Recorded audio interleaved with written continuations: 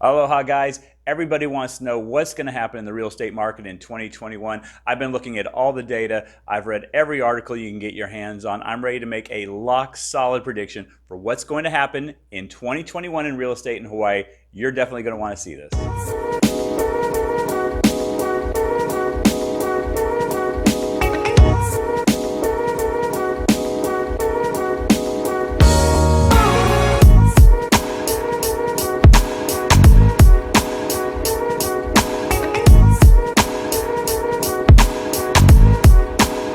Like this video, please be sure to click like, and most importantly, please subscribe. That really helps me get this content out to as many people as possible, and I really appreciate it very much. Okay, so you want to know what's going to happen in 2021. I also want to know what's going to happen in 2021. I want to give this information to my clients. I want to give it to you. But here's what I realized. Making predictions is kind of silly. Let's just look back at 2020. Look at all the predictions that we had in 2020.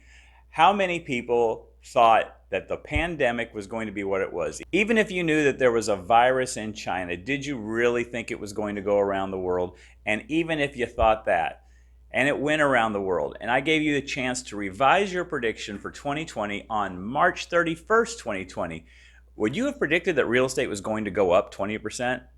I doubt it. So all these predictions, listen, they're great guesses, and I'm going to go ahead and give you mine, and I'm going to use some data, and I'm going to show you why I think what I think, but the truth is nobody knows. So the first thing we can do is look at what other people are predicting. The National Association of Realtors is predicting an 8% increase in median prices across the country.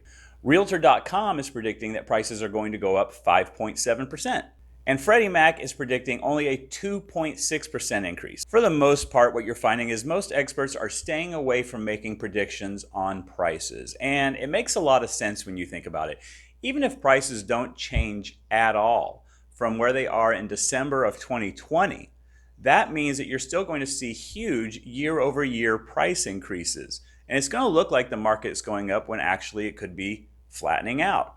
This is one of the problems that we always have when looking at numbers. They're usually reported year over year. So for example, in a few weeks we'll give our January numbers. That's going to be compared to January of 2020.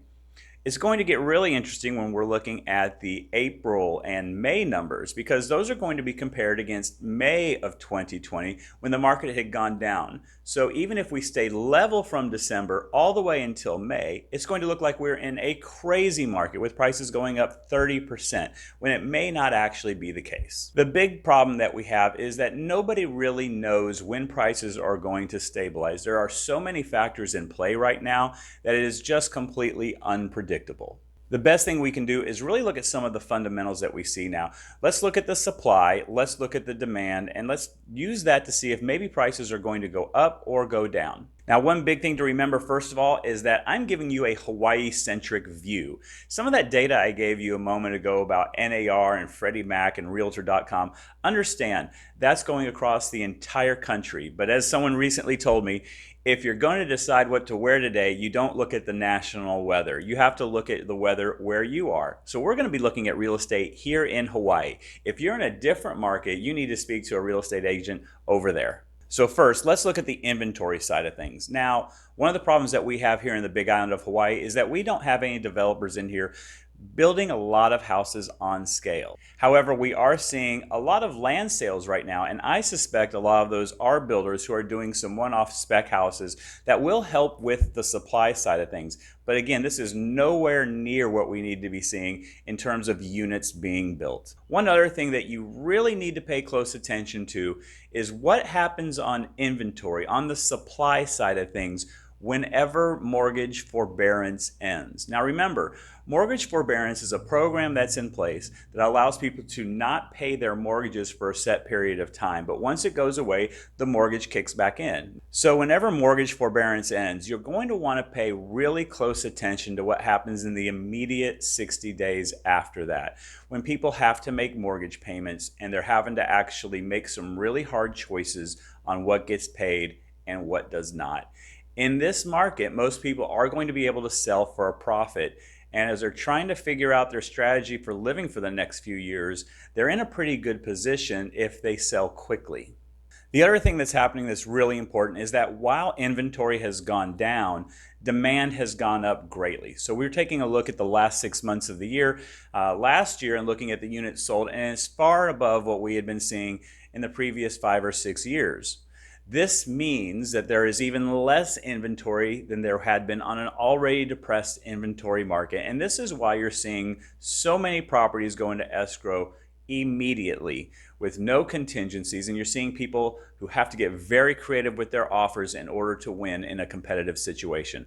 I expect that's going to be the same for at least the first half of 2021. Now, on the demand side of things, we are really seeing a perfect storm to lead to driving the prices up. Number one, people have a strong emotional desire to come to Hawaii right now, even more so than we normally see. We've got very low COVID, we have very low social strife compared to what you have on the mainland, and so we have buyers who are ready and willing. We're also in the midst of this great real estate reshuffling, and what's happened is with all this crazy demand that we're seeing all across the country, many people are able to sell their homes and make a pretty good profit a lot easier than they had in years past. So they've seen an increase in the prices, they've seen an easier ability to sell. That equity is now much more liquid than it traditionally is in real estate. So people have a lot more mobility with their money, with their real estate dollars in particular, than we normally see. Combine that with the fact that the people who do need to borrow money are seeing the greatest lending market in the history of our country, with interest rates now down at about 2.5% on a 30-year fixed note. So now those ready and willing buyers, they're also able, and that's all you need. I expect that prices are going to settle sometime in 2021 and begin to stabilize. And I think the number that they stabilize at is still going to be higher than in 2020. Right now, I'm expecting maybe a low double-digit increase in the median price in Hawaii for the island of Hawaii and also for the Kona and Kohala residential markets. The condo market is a little bit different. I'm seeing very flat pricing with a little bit of increase finally happening in the condo market. I expect that we're going to start seeing a little bit more activity in the condo market because there is a greater perception of value right now, just because we're seeing residential prices go so high. So I think we could actually see 15% or so increase in the median price of condos by the end of 2021, just because some of that demand is going to shift down to that market. I also think that the reopening of tourism, the availability of a vaccine, programs that would be put in place to allow for easier access to Hawaii for people who have a vaccine, I think that's also going to mean that the condo market is now more profitable in terms of short-term vacation rentals, and that will also make it finally appealing to buy some short-term vacation rentals here in this market. Now, I'm not going to let you hold me to any of these predictions. These are just my best guesses based on what we're seeing right now and what we think may happen. But the truth of the matter is it can go either way. There's one prediction I'm willing to stand by. Interest rates are going to be higher in a year from today than they are now. There's really nowhere for them to go but up. These rates that we're seeing now are just barely above the natural rate of inflation. So there's just nowhere for them to go but up. But even if they're at 3.25% at this time next year, that's still a great situation. One thing to keep an eye on with these really great rates is what do they do to supply on a long tail? Let's say it's 5 years down the road and interest rates are still in 4.5%, 5.5%, 6.5% range. If you're somebody who refinanced your home and got 2.5%, are you really going to want to sell in the year 2027 to buy another place at a 6% interest rate? I think what we may see down the line is that this flood of refinancing that has gone on across the country is really going to keep people in their homes even longer, and that's going to make it harder for people to move. I think we're going to become less transient than maybe we had been in the previous decade or so. The truth is that in spite of all the real estate purchases that we have seen across the country, still more than half of all loans have been non-cash out refinances. I want to know what you think. Do you agree with my assessment? Do you have other ideas? I'd like to hear it. I'd like to hear also your real estate success stories that you've had in 2020 and what you're looking forward to in real estate in 2021.